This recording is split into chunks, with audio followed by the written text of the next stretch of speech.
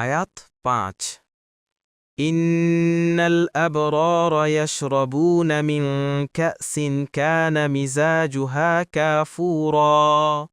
অনুবাদ: নিশ্চয় সৎকর্মশীলেরা পান করবে এমন পূর্ণপাত্র পানীয় থেকে যার মিশ্রণ হবে কাফুর।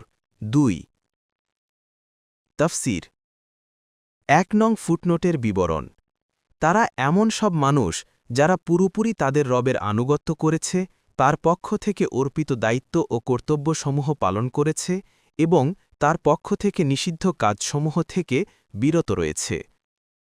কুরতুবী ২ নং ফুটনোটের বিবরণ: সর্বপ্রথম পানীয় বস্তুর উল্লেখ করা হয়েছে যে তাদেরকে এমন শরাবের পাত্র দেয়া হবে যাতে কাফুরের মিশ্রণ থাকবে, অর্থাৎ তা হবে এমন একটি প্রাকৃতিক ঝর্ণা যার পানি হবে স্বচ্ছ ও পরিচ্ছন্ন ও শীতল, আর তার খুশবু হবে অনেকটা কর্পূরের মতো। কোনো তাফসীরকারক বলেন কাফুর জান্নাতের একটি ঝর্ণার নাম।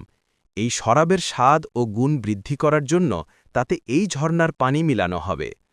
যদি কাফুরের প্রসিদ্ধ অর্থ নেওয়া হয়, তবে জরুরি নয় যে জান্নাতের কাফুর দুনিয়ার কাফুরের ন্যায় অখাদ্য হবে, বরং সেই কাফুরের বৈশিষ্ট্য ভিন্ন হবে। দেখুন কুরতুবী, ইবনে কাসির।